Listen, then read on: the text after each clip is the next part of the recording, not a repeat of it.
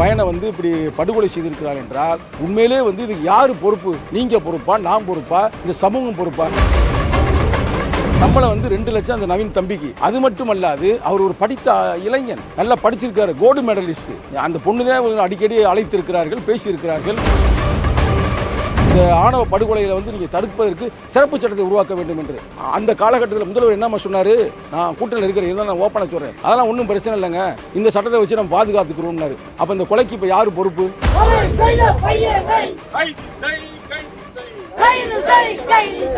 இப்ப இதெல்லாம் தூண்டி விட்டது யாரு?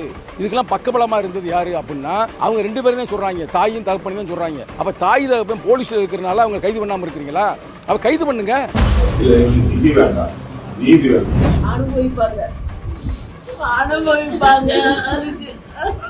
பேஸ்புக் எடுத்து பார்த்தா அவன் அருவாவோட நிக்கிறான். எங்க சமூக மக்கள் நீ படிச்சு முன்னேறி போயிட்டு இருக்கிறான். அவன் அம்பேத்கர் மாதிரி வந்துகிட்டு இருக்கிறான். இவன் இன்னமும் காலி பேரா திறாங்க.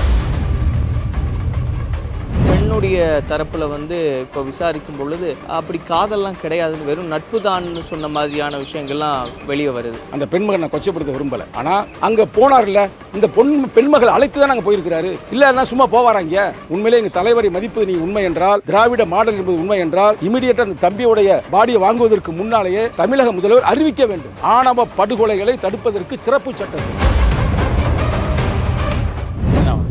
வணக்கம். இன்னைக்கு நேரடியாக அந்த தம்பியோட வீட்டுக்கே வந்திருக்கீங்க. முதல்ல எவ்வளோ வருத்தமாக இருக்குண்ணா, இந்த மாதிரியான விஷயம் தொடர்ச்சியாக நடந்துக்கிட்டே இருக்குது. ஒரு ஆணவ கொலை அப்படின்றதுக்கு ஒரு முற்றுப்புள்ளியே இல்லையா? எந்த ஆட்சியாக இருந்தாலும் இப்படி தான் இருக்குமான்றது தான் மக்களுடைய கேள்வியாக இருக்குது. உங்களுடைய பார்வை என்ன? ரொம்ப வருத்தமாக இருக்குது. நம்ம கலெக்டரால் பல பேட்டி நம்ம கொடுத்துருக்குறோம். அதெல்லாம் ஓரளவுக்கு நம்ம ஒரு எழுச்சியாக கொடுப்போம், இல்லை ஒரு மகிழ்ச்சியாக கொடுப்போம். ஆனால் அது எப்படி கொடுக்குறதுனே தெரில. எங்கள் தலைவர் வந்து நேற்று பேசிய பிறகு என் கட்சியுடைய தலைமை செயலர் அண்ணன் பாலசிங்கம், அப்புறம் வன்னியரசு, அப்புறம் கௌசல்யா எல்லாம் இங்கே தான் வந்திருக்கிறோம். வந்து பார்த்தீங்கன்னா அவங்க அப்பாவை சந்தித்து எங்களுடைய ஆறுதலை தெரிவித்தோம். அவர் வந்து நேற்று சொல்கிறாரு, திருமாவளவன் எங்கள் தலைவர் இருக்கார், அவர் வந்து பாராளுமன்றத்தில் பேசுவார் அப்படின்னு சொல்கிறாரு.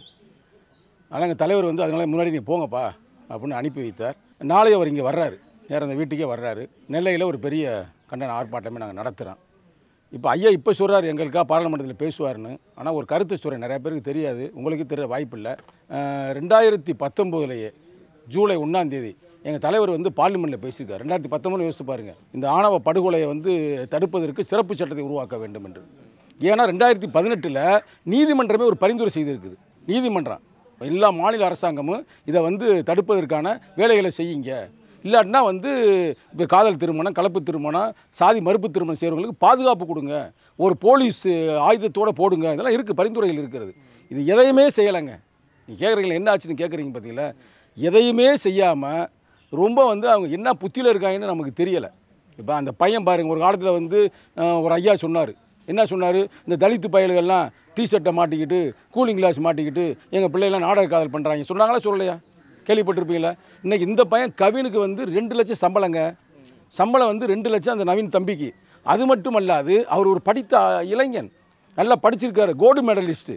இவ்வளவு சிறப்பாக இருக்கிற இந்த தம்பி அவர் வந்து ஒரு காதல் திருமணம் செய்திருக்காரு. காதல் திருமணம்னே சொல்லணும், அந்த அளவுக்கு அவங்க வந்து வாழ்ந்திருக்கிறார்கள். அதான் உண்மை. அப்பாட்ட பேசும்போது நமக்கு தெரியல, அந்த பொண்ணு தான் அடிக்கடி அழைத்திருக்கிறார்கள், பேசியிருக்கிறார்கள். இன்னமும் வந்து பள்ளியிலிருந்து அவர்கள் பழகியிருக்கிறார்கள். அதை வந்து நம்ம வந்து தவறாக சொல்லலை, அது ஒரு வகையான ஒரு நட்பு தான். அந்த நட்புடைய வளர்ச்சியில் இருக்கும் பொழுது இந்த பையனை வந்து இப்படி படுகொலை செய்திருக்கிறார் என்றால் உண்மையிலே வந்து இதுக்கு யார் பொறுப்பு? நீங்கள் பொறுப்பா, நான் பொறுப்பா, இந்த சமூகம் பொறுப்பா? ஏன்னா எங்கள் தலைவர் பார்லிமெண்ட்டில் பேசியிருக்கிறாருங்க. அது மட்டுமல்ல, தமிழக முதல்வர் தளபதி ஸ்டாலினை சந்தித்து நேரடியாக கொடுத்துருக்கிறாரு, இந்த ஆணவ படுகொலைகளை வந்து நீங்கள் தடுப்பதற்கு சிறப்பு சட்டத்தை உருவாக்க வேண்டும் என்று.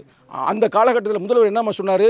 நான் கூட்டணியில் இருக்கிறேன், இருந்தாலும் நான் ஓப்பனாக சொல்கிறேன், அதெல்லாம் ஒன்றும் பிரச்சனை இல்லைங்க, இந்த சட்டத்தை வச்சு நம்ம பாதுகாத்துக்கிறோம்னாரு. அப்போ இந்த கொலைக்கு இப்போ யார் பொறுப்பு? கேள்வி எழுதுறதில்ல. இப்போ வரும்போது அப்பா கேட்குறாருல்ல.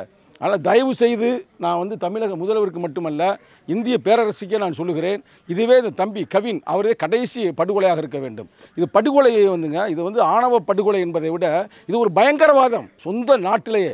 ஆனால் இப்போ வந்த அப்புறம் தெரியுது, இந்த வரைக்கும் ஐஏஎஸ் அதிகாரிங்க வரல. வன்கொடுமை தடுப்பு சட்டத்தின் பிரகாரம் அதிகாரி வரணும்ல, எஸ்பிங்க வரணும்ல, இது வரைக்கும் வராமல் இருந்தால் இது என்ன அந்த அரசாங்கம்? ரொம்ப மனசுங்களை வலிக்குதுங்க. இல்லை, இதில் வந்து இந்த குற்றவாளியினுடைய பெற்றோரே வந்து குற்றவாளிகளாக இருக்காங்க. அவங்களே வந்து போலீஸாராக இருக்காங்க, அதனால் போலீஸாரே வந்து இதை மறைக்க பார்க்குறாங்கன்றது அவங்களுடைய தரப்பில் வைக்கிறாங்க. ஒரு ஒரு இப்போ இதெல்லாம் நடக்குது. அந்த ஒற்றை கோரிக்கை தான் இப்போ வைக்கிறாங்க. என்ன கோரிக்கை வைக்கிறாங்கன்னா, இப்போ அந்த தம்பியை பிடிச்சி குண்டாஸ் போட்டாங்க. இப்போ இதெல்லாம் தூண்டி விட்டது யார், இதுக்கெல்லாம் பக்கபலமாக இருந்தது யார் அப்படின்னா அவங்க 2 பேரும் தான் சொல்கிறாங்க, தாயும் தகப்பனையும் தான் சொல்கிறாங்க. அப்போ தாய் தகப்பன் போலீஸில் இருக்கிறனால அவங்க கைது பண்ணாமல் இருக்கிறீங்களா? அப்போ கைது பண்ணுங்க, கைது பண்ணி அவங்களே குண்டாஸில் போடுங்க. இது ஒரு முன் உதாரணமாக இருக்குமல்லவா? எங்கள் தலைவர் 90ல் சொல்லுவாருங்க, இந்த சட்டமும் இந்த போலீஸும் வலியவனை கண்டால் வளைந்து கொடுக்கும், எளியவனை கண்டால் ஏறி மிதிக்கும்னு சொல்லும். அது அப்படியே நடக்குது, கண்ணுக்கு முன்னாடி நடக்குது. இப்போ உண்மையில அதுக்கு நீ என்னங்க சொல்ல முடியும்? இப்போ அந்த பையனுக்கு வந்து இப்போ இந்த வழக்கை பிடிச்சனால அந்த இது தீர்ந்துருமா? அவங்க அப்பா தெளிவாக சொல்கிறாரு, எங்களுக்கு நிதிலாம் வேணாம், நீதி தான் வேணும், இதுதான் கடைசி படுகொலையாக இருக்கணும்னு அவர் போராடுறாரு.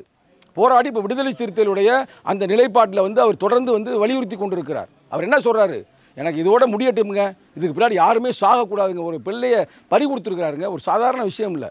அதாவது இன்னுமே நமக்கு பேசுகிறதுக்கே வார்த்தையே இல்லை. இது வந்து தமிழ்நாட்டுக்கு மட்டுமல்ல, இந்தியாவில், அதாவது உங்களுக்கு தெரியுமா, யுனைடெட் நேஷனில் யூஎனில் வந்து சொல்கிறாங்க, இந்தியாவில் ஆண்டு ஒன்றுக்கு 5000க்கு மேலே ஆணவ படுகொலை நடக்கணும், 5000க்கு மேலே. அப்போ யோசித்து பாருங்கள், தமிழ்நாட்டில் ஆண்டு ஒன்றுக்கு இவங்களே சொல்கிறாங்க, இவங்க கணக்கே சொல்கிறாங்க 100க்கு மேலே வருது அப்படின்னு. அப்போ யோசித்து பாருங்கள். இப்போ கௌசல்யா கூட இங்கே வந்திருந்தாப்புல, கௌசல்யா என்ன சமூகம்னு உங்களுக்கு தெரியும், ஆனால் அந்த தம்பி சங்கர் என்ன சமூகம்னு தெரியும். இன்றைக்கி அந்த பொண்ணு நிற்கிதில்ல, அவங்க அம்மா அப்பாவே வந்து கைது செய்வதற்கு உறுதுணையாக இருக்குதுல்ல. அதே மாதிரி கோகுல்ராஜ் யுவராஜ் மேட்டர் என்னாச்சு? ஆரம்பத்தில் சொன்னாங்க அது வந்து ஒன்றும் பிரச்சனை இல்லை அப்படின்னாங்க. இன்றைக்கி நீதிமன்றம் தூக்கி உள்ளே போட்டிருக்குல்ல, பாப்பா மோகன் நீதி வாங்கி கொடுத்துருக்கிறாருல்ல.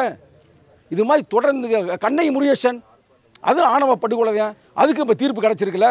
அதனால் வந்து அரசாங்கம், திராவிட மாடல் அரசாங்கம், எல்லாருக்கும் எல்லாம் என்று சொல்கின்ற அரசாங்கம், எந்த யோசனையும் இல்லாமல் முதல்ல வந்து இதுக்கு ஒரு முன்னுதாரணமாக அவங்க அப்பா அத்தாவை கைது பண்ணுங்க.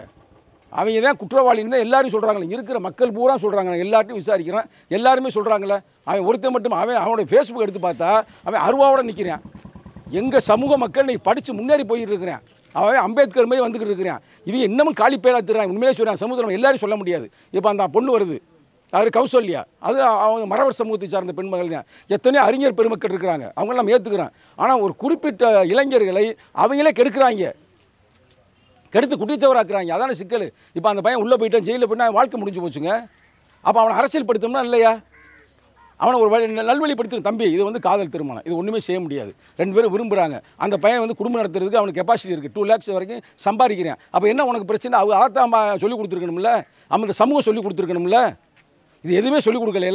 இல்லை, இதில் வந்து இது திட்டமிட்டு தான் நடந்திருக்கு அப்படின்றது தான் இப்போ அவங்க சொல்லக்கூடிய விஷயங்களாக இருக்குது. இன்னொன்று, அந்த பெண்ணுடைய தரப்பில் வந்து இப்போ விசாரிக்கும் பொழுது அப்படி காதல்லாம் கிடையாதுன்னு, வெறும் நட்பு தான்னு சொன்ன மாதிரியான விஷயங்கள்லாம் வெளியே வருது. ஆனால் அழுத்தம் திருத்தமாக இவங்க தரப்புல இருந்து இல்லை, அவங்க பழகியிருக்காங்க ஆரம்பத்திலேருந்து அப்படின்ற விஷயங்கள் ஃபோட்டோ உள்ளிட்டவையெல்லாம் காமிக்கிறாங்க. அது இப்படி தான் இதனுடைய போக்கு எப்பவுமே இருக்குமா? நெறியாளர் அவர்களே, நான் அதை கொச்சைப்படுத்தி பேச விரும்பலை. நான் திருமாவுடைய எங்கள் எழுச்சி தமிழுடைய வளர்ப்பு இளஞ்சிறுத்தைகள், அந்த பெண்மகளை நான் கொச்சைப்படுத்த விரும்பலை. ஆனால் அந்த போட்டாக்கள்லாம் வெளியே வந்திருக்கு, நம்ம கண்ணால் பார்க்குறோம். இப்போ அந்த போட்டோ மட்டும் வராமல் இருந்திருந்தால் நீங்கள் சொன்ன மாதிரி எப்படி வேங்கவேலில் வந்து நாங்களே கலந்தோம்னா இங்கே போட்டு பழி எங்கள் மேலே போட்டாங்க பார்த்தீங்களா, அதுமாதிரி போட்டிருப்பாங்க. கோகுல்ராஜுக்கு என்னாச்சு? கோகுல்ராஜுக்கு என்னங்காச்சு? அது வந்து ஒன்றுமே பிரச்சனை இல்லை. இன்னமும் கூட நம்ம இளவரசன் வந்து இன்னமும் சொல்கிறாங்க தற்கொலை தான் சொல்கிறாங்க. எங்களுக்கு தான் தெரியாது கொலைன்னு. எங்கள் தலைவர் தொடர்ந்து வலியுறுத்தி வருகிறார். அதனால் வந்து உண்மையிலே வந்து யார் ஏமாத்தினாலும் இன்றைக்கி சோஷியல் மீடியா ஏமாத்தலை. இன்றைக்கி அது போட்டோவை காட்டிருச்சுல, போட்டோ கொடுத்துருச்சுல. 2வது இந்த தம்பி வந்து அங்கே போனார்ல, இந்த பெண்மகள் அழைத்து தான் நாங்கள் போயிருக்கிறாரு, இல்லைன்னா சும்மா போவாராங்க. அதெல்லாம் நீங்கள் ஒவ்வொன்றையும் பார்க்கணும். அந்த ஃபோனில் கூட எங்களுக்கு கிடைச்ச செய்தி, கடைசி அந்த பெண்ணு அழைத்ததற்கான ரெக்கார்டு இருக்குது அப்படின்றாங்க. அப்போ அங்கே காதலே இல்லை அப்படின்னா இந்த தம்பி ஏன் போகிறாரு? யோசிப்பா. அதை நம்ம போக அது பேசவே தேவையில்லை பிரதர். அதுவும் தயவுசெய்து நீங்கள் கலெக்டர் டிவி அதை பேசாதீங்க. ஏன்னா அந்த நிகழ்ச்சி நீங்கள் தான் முதல் வெளியில் கொண்டு வந்தீங்க, அது சிறப்பான ஒரு இது. ஆனால் நீ அதை அப்படி பேசாதீங்க. இல்லை, அப்படியெல்லாம் பேசப்படுது அப்படின்றது தான் நான் உங்ககிட்ட அதுதானங்க சொல்கிறேன். இந்த சாதி இதெல்லாம் செய்வாங்க. சாதியவாதிகளுக்கு வேறு என்னங்க தெரியும்? நான் எல்லாரும் சொல்லுங்க, குறிப்பிட்ட சாதியவாதிகள் இதே வேலையாக செயல்பட்டு செய்கிறாங்க. இது வந்து அந்த சமூகத்துக்கு இழிவாகுது. அந்த சமூகத்தில் நல்ல மனிதர்கள் இருக்காங்க, படித்தவங்க இருக்காங்க. நான் சொன்னது இப்போ யாருமே அந்த பொண்ணை தப்பாக போர்ட்ரேட் பண்ணணும் அப்படின்ற நோக்கம் கிடையாது. பட் நடந்திருக்கக்கூடிய நிகழ்வு, அங்கே நீங்களே சொன்னீங்க ஃபோன் அழைப்பு வந்திருக்கு, அந்த பையன் அங்கே போயிருக்காரு, இவருக்கு எந்த விவரம் தெரியல, அவங்க தம்பி ஏற்கனவே தயார் நிலையில் இருந்திருக்கான், மிளகாப்பொடியை தூவிட்டு இந்த மாதிரி ஒரு சம்பவம் நடக்குதுன்னா அப்போ இது எல்லாமே தெரியாம நடந்திருக்குமான்றது ஒரு கேள்வி வருது இல்லையா திரும்ப திரும்ப. அதைத்தான் நாங்கள் சொல்கிறோம். இதுக்கு பின்னாடி வந்து இன்னும் ஒரு இதை சிந்திக்கணும். அவங்க தாய் தகப்பன் அந்த பையன் இதை விட ஒரு கொலை செய்வதற்கு போக என்றால் இதற்கு பின்னால் வேறு என்ன குறுப்பு இருக்குது? யார் இவனுக்கு வந்து கத்தியை கொடுத்தது, அருவாவை கொடுத்தது, இவன் யார் திட்டமிட்டு போட்டு விட்டது? இல்லை, இன்னொன்று அந்த வயசுலேயே ஒரு கொலை செய்கிற அளவுக்கு ஒரு ஊறி இருக்கு அப்படின்னா அது எந்த அளவுக்கு இந்த சமூகத்தில் சின்னத்துறை வாயில் விட்டுறாங்க. சின்ன வாண்டுக கேள்விப்பட்டீங்களா? பள்ளிக்கூடத்தில் போய் பாம்பு போட்டாங்க. அதுக்கு முன்னாடி தொடர்ந்து சின்ன பையலாம் செய்ய. இப்போ கொஞ்ச நாளைக்கு முன்னாடி ஒரு 22 வயசு இளைஞனா ஒரு சிறுவன் வந்து 2 நாளைக்கு முன்னாடி வெட்டியிருக்கான். பார்த்தீங்களா? இப்போ அவனை போலீஸ் சுட்டு பிடிச்சிருக்கா இல்லையா? அது மாதிரி இந்த சின்ன பயலுக்கு வந்து இந்த போதை வஸ்துகளுக்கு இந்த கஞ்சா இந்த டாஸ்மார்க்கை ஒழிக்க வேண்டும் என்று விடுதலை சிறுத்தை தலைவர் தொடர்ந்து போராடுகிறார். அதையும் கேட்கறதுக்கு ஆள் இல்லை. இந்த நேரத்தில் ஒரே ஒரு கருத்து உங்கள் இதில் நான் சொல்ல விரும்புகிறேன். இதுக்கு மேலே நான் பேச விரும்பல. ரொம்ப மன வலியாக இருக்கிறது. விடுதலை சிறுத்தையோட இளைஞர் அணி 3 கோரிக்கையை வைக்கிறது உங்கள் தொலைக்காட்சி மூலமாக. என்ன வைக்கிறா? அந்த ஆணவ படுகொலைகளை தடுப்பதற்கு சிறப்பு சட்டத்தை உருவாக்குங்க. திமுக அரசு நோக்கி. திமுக அப்புறம் என்ன அதிமுக பார்த்து கேட்க முடியும்? என்னங்க கேள்வி கேட்குறீங்க? கூட்டணியில் இருக்கீங்களே, கூட்டணி இருந்தோம்னா கேட்டோம்னா உடனே விடுங்க பிரதர், உரிமைகளை கேட்போம் பிரதர், போராடுவோம் பிரதர், நீங்களே தடுக்காதீங்க. ரைட்டா? அது ஒன்று. 2வது விஷயம், முக்கியமான விஷயம், பஞ்சமி நிலையங்களை வந்து எம்ஜி ராமச்சந்திரனும் போராடினார். அவர் அந்த நேரத்தில் பேசினார்.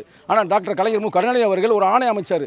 அந்த ஆணை இது வரைக்கும் என்ன ஆச்சுன்னே தெரியலை. அதுவே மதுரை ஏரியா, விழுப்புரம் ஏரியா, அந்த இடத்துலலாம் பல ஊர்களில் வந்து சேரிகளுக்கு பிணத்தை தூக்கிட்டு போகிறதுக்கு, சேரியிலேருந்து எங்கே மயானத்துக்கு வழியே இல்லை, பாதையே இல்லை. இந்த 3 கோரியை இளைஞரணி வைக்கிது. யார்கிட்ட வைக்கிதுன்னு உங்களுக்கு தெரியுதுல்ல? நேரடியாக தமிழக முதல்வர்கிட்ட தான் வைக்கிறோம். அட்லீஸ்ட் 2 இதை கூட லேட்டாக பண்ணாலும் உண்மையிலே எங்கள் தலைவரை மதிப்பது நீ உண்மை என்றால், திராவிட மாடல் என்பது உண்மை என்றால், இமீடியட்டாக அந்த தம்பியுடைய அந்த பாடியை வாங்குவதற்கு முன்னாலேயே தமிழக முதல்வர் அறிவிக்க வேண்டும் ஆணவ படுகொலைகளை தடுப்பதற்கு சிறப்பு சட்டத்தை. ஏன்னா நீதிமன்றம் சொல்லியிருக்குது. அப்போ நீதிமன்றத்தை நீங்கள் அவமதிக்கிறீங்களா? மற்ற நீதிமன்றம் சொல்லிச்சுன்னு கொடியெல்லாம் அவுக்க வந்தீங்களா? வந்தாங்களா? வரலையா? நம்மளே பேசியிருக்கோம்ல. கேட்டால் நீதிமன்றம் சொல்லியிருக்கா கொடி அவுருங்கன்னாங்க. ஆனால் அதே நீதிமன்றம் சொல்லிருச்சு கொடி அவுக்காதேன்றுச்சு. அப்போ நீதிமன்றம் சொன்னதை நடைமுறைப்படுத்துங்கள். நிச்சயமாக நடைமுறைப்படுத்துவார்கள் என்று எங்களுக்கு நம்பிக்கை இருக்கிறது. ஸோ பொறுத்து வந்து பார்ப்போம்ண்ணா. நாளைக்கு வேறு நீங்கள் ஆர்ப்பாட்டம் இருக்குது அப்படின்றதையும் சொல்லியிருக்கீங்க. தொடர்ச்சியாக அந்த நீதி விரைவாக கிடைக்கணும், அப்படி தான் எல்லாருடைய நோக்கமும். அது நடக்கும் அப்படின்றத நம்புவோம். நான் உறுதியாக நம்புகிறோம். எங்கள் கட்சியுடைய தலைமைச் செயலாளர் வந்திருக்கிறார். அவருடைய கருத்துக்களையும் கேட்டுக்கொள்ளும்படி பணிவோடு கேட்டுக்கொள்கிறேன். அன்பு தம்பி கவின் அவருடைய படுகொலை மிகுந்த அதிர்ச்சியும் வேதனையும் அளிக்கிறது. படுகொலையான கவின் அவர்களுக்கு எம்முடைய விடுதலை சிறுத்தைகள் கட்சியின் சார்பில் எம்முடைய செம்மார்ந்த வீர வணக்கத்தை செலுத்துகிறோம். இந்த சாதிய ஆணவ படுகொலையை விடுதலை சிறுத்தைகள் கட்சி மிக வன்மையாக கண்டிக்கிறது. சாதி ஆணவ கொலையால் பாதிக்கப்பட்டு தமிழ்நாட்டில் மட்டுமல்ல இந்தியா முழுவதும் இப்படிப்பட்ட பாதிப்புகள் தொடர்ந்த வண்ணமாக இருக்கிறது. ஆகவே தமிழக அரசு விரைந்து ஆணவ படுகொலை தடுப்பு சட்டத்தை நிறைவேற்ற வேண்டும். சாதி வன்கொடுமைகள், மத வன்கொடுமைகள் நடக்காத வண்ணம் காவல்துறையில் ஒரு நுண்ணறிவு பிரிவை உருவாக்க வேண்டும் என்பது விடுதலை சிறுத்தைகளின் நீண்டகால கோரிக்கை. இந்த நீண்டகால கோரிக்கையை தமிழக அரசு நிறைவேற்ற வேண்டும். படுகொலையான கவின்குமார், அந்த படுகொலைக்கு காரணமான குற்றவாளிகள் யாராக இருந்தாலும், அவர்கள் காவல்துறையை சார்ந்தவர்களாக இருந்தாலும் அவர்கள் கைது செய்யப்பட வேண்டும், உடனடியாக கைது செய்யப்பட வேண்டும். நிதி வேண்டாம் நீதி வேண்டும் என்று போராடுகிற கவின்குமாரினுடைய தந்தை உறுதிமிக்க அவருடைய போராட்டம் அவருக்கு நீதி வழங்குகிற வகையில் தமிழக அரசும் காவல்துறையும் விரைந்து நடவடிக்கை எடுக்க வேண்டும். இந்த போராட்டத்திற்கு தமிழ்நாட்டில் இருக்கக்கூடிய ஜனநாயக சக்திகள் அனைத்தும் இணைந்து போராட வேண்டும். அப்பொழுதுதான் இது ஒரு சமூகத்துக்கான பிரச்சனை அல்ல, ஒரு சாதிக்கான பிரச்சனை அல்ல, அல்லது ஒரு கிராமத்திற்கான பிரச்சனை அல்ல, ஒட்டுமொத்தமாக தமிழ் சமூகத்தின் பிரச்சனை, குறிப்பாக பெண்களுக்கான பிரச்சனை. ஆகவே இந்த பிரச்சனையை தீர்க்க வேண்டும் என்று சொன்னால் சிறப்பு சட்டம் ஏற்றி செயல்பட வேண்டும். இன்னொரு பக்கம் சமூகத்திலே மாற்றங்கள் உருவாக்க வேண்டும். சமூகத்தில் இருக்கக்கூடிய இந்த கட்டமைப்பு தான் இதற்கு அடிப்படை காரணமாக இருக்கிறது. சாதி என்கிற அந்த கருத்தியல் தான் வெறுப்பை விதைத்து மக்களை கூறு போட்டு பிளவுபடுத்தி வைத்திருக்கிறது. மேலானவன் இவன் கீழானவன் என்கிற நிலை இருக்கிறது. அது பட்டியலினத்து சமூகத்துக்கு மட்டுமல்ல, பிற்படுத்தப்பட்ட சமூகத்திற்கும் இது எதிராகத்தான் இருக்கிறது. பிற்படுத்தப்பட்ட சமூகத்திற்கு மட்டுமல்ல, அனைத்து மக்களுக்கும் எதிரானதுதான் இந்த சாதியம் என்கிற அந்த கருத்தியல். ஆகவே சகோதரத்துவத்தை மறுக்கும் சமத்துவத்தை மறுக்கும் இந்த சாதிய கட்டமைப்பை வீழ்த்துவது என்பதுதான் நாம் செய்ய வேண்டிய கடமையாகும், பொறுப்பாகும். ஆகவே இந்த சமூக கட்டமைப்பை மாற்றுவதற்கான பணியை அரசுகள் செய்ய வேண்டும். இருக்கக்கூடிய அரசியல் கட்சிகள் அதை பற்றி பேச வேண்டும். அரசியல் கட்சிகளும் ஆட்சியாளர்களும் இதை பற்றி பேசாமல் வெறும் மக்கள் நல திட்டங்களை ஏற்றுவதனால் மட்டும் எந்த பலனையும் உருவாகாது. சமூகத்திலே ஒரு மாற்றத்தை, அடிப்படை மாற்றத்தை உருவாக்காது. சமூகத்திலே அடிப்படை மாற்றத்தை உருவாக்கினால்தான் இந்த சாதிய ஆணவ படுகொலைகள் தடுத்து நிறுத்தப்படும்.